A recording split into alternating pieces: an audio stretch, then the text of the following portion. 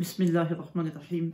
درس حدیث شریف کے سلسلے میں آج ہمارے درس کا عنوان ہے باوضو ہو کر نماز ادا کرنے کے لیے مسجد کی طرف جانے کی فضیلت اور اس پر اللہ تعالیٰ کی طرف سے ملنے والا اجر و ثواب۔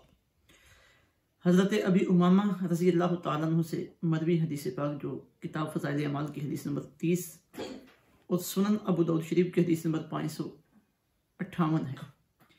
اس میں حضور رحمت دو عالم صلی اللہ علیہ وسلم ارشاد فرماتے ہیں: من خرج من بیتہ مطہرا الی صلاۃ مکتوبۃ، جو بندہ گھر سے باوضو ہو کر فرض نماز ادا کرنے کے لیے نکلا، فاجرہ کاجر المحرم، تو جتنا احرام باندھے ہوئے حاجی کو ثواب دیا جاتا ہے اللہ تعالیٰ اسے اتنا ثواب عطا فرماتا ہے۔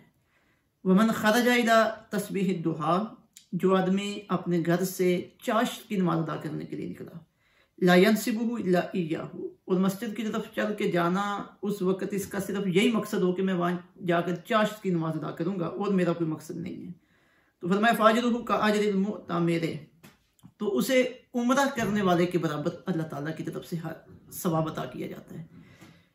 وصلاۃ علی اثر الصلاۃ، اور ایک نماز کے بعد دوسری نماز ادا کرنا، لا لغو بینہما، اس طرح کہ دونوں کے درمیان اس نے کوئی فضول کام نہ کیا ہو۔ ایک نماز ادا کی ہے، اس کے بعد وہ نیک اعمال کرتا رہا ہے، دنیا کے کام کاج میں بھی مصروف رہا ہے، تو اس نے کوئی فائدے کے کام کیے، فضول کام نہیں کیا۔ تو فرمایا کتاب فی علیین، تو یہ علیین میں اپنا نام لکھوانا ہے۔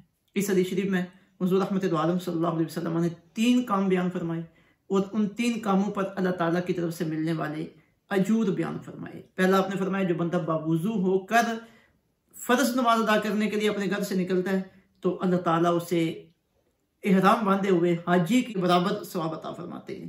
اور دوسرا جو بندہ گھر سے چاشت کی نماز ادا کرنے کے لیے نکلتا ہے تو اللہ تعالیٰ اسے عمرہ کرنے والے کی طرح ثواب عطا فرماتے ہیں۔ اور تیسرا جو آدمی ایک نماز ادا کرنے سے لے کر دوسری نماز ادا کرنے تک درمیان کے وقت میں کوئی لغو کام نہیں کرتا تو وہ اپنا نام علیین میں لکھوا دیتا ہے۔ اب یہ دیکھیے اللہ تعالیٰ کی کتنی کرم نوازی ہے۔ جو بندہ اللہ تعالیٰ کی اطاعت و فرمانبرداری میں اور حج کے فرائض و واجبات اور سنن کو پیش نظر رکھتے ہوئے حج ادا کرتا ہے، اس کے بارے میں حضرت ابو ہریرہ رضی اللہ تعالیٰ عنہ آپ سے صحیح بخاری شریف کی حدیث نمبر 1521 مروی ہے۔ آقا علیہ الصلوۃ والسلام ارشاد فرماتے ہیں: من حج فلم یرفث ولم یفسق خرج من ذنوبہ کیوم ولدتہ امہ، فرمایا جس بندے نے حج کیا اور دوران حج اس نے کوئی بے حیائی کی بات نہ کی، نہ اللہ تعالیٰ کی نافرمانی کی، تو وہ اپنے گناہوں سے اس طرح پاک ہو کر واپس پلٹے گا جیسے اس کی ماں نے ابھی اسے جنم دیا۔ اب یہ حج کا ثواب ہے کہ بالکل بندہ گناہوں سے پاک ہو رہا ہے۔ اب اللہ رب العزت سے کوئی بعید نہیں ہے اور اس کے خزانوں میں کوئی کمی نہیں ہے کہ آقا علیہ الصلوۃ والسلام کے اس فرمان پر اللہ رب العزت اپنے بندوں کو، اور وہ بندہ جو باوضو ہو کر نماز ادا کرنے کے لیے جا رہا ہے، فرض نماز کے لیے جا رہا ہے، اللہ تعالیٰ اسے یہ ثواب عطا فرمائے۔ جب سرکار ارشاد فرما دے تو ہو جاتا ہے۔ آقا علیہ الصلوۃ والسلام کی زبان اقدس سے نکلی ہوئی بات کو اللہ قبول فرماتے ہیں، تو پھر اللہ کے خزانوں میں بھی کوئی کمی نہیں ہے۔ تو یہ نہیں سوچنا چاہیے کہ یہ عقل میں بات نہیں آتی تو یہ کیسے ممکن ہے۔ اللہ رب العزت کے لیے تو سارے کام کرنا ممکن ہے، تو یہ کتنا بڑا اجر ہے اس بندے کے لیے جو باوضو ہو کر گھر سے جا رہا ہے۔ اب یہ جو فضائل ہیں اور اتنی اللہ تعالیٰ نے کرم نوازیاں رکھی ہیں، مقصد کیا ہے کہ بندے محنت کریں، بندے کوشش کریں، عبادت کے لیے ذوق و شوق کا مظاہرہ کریں۔ جب پتا ہوگا کہ مجھے یہ کام کرنے پہ اللہ تعالیٰ کی طرف سے اتنا اجر ملنا ہے تو بندہ وہ کام کرے گا۔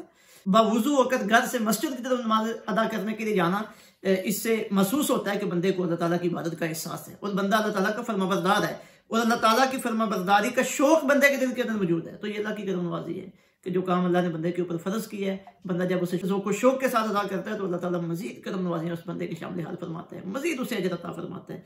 اور دوسری بات جو فرمائی گئی کہ چاشت کی نماز جو بندہ ادا کرنے کے لیے اپنے گھر سے نکلتا ہے، جتنا عمرہ کرنے والے کو ثواب ملتا ہے اللہ تعالیٰ اسے اتنا ثواب عطا فرماتا ہے۔ تو عمرے کا ثواب بھی کوئی کم نہیں ہے۔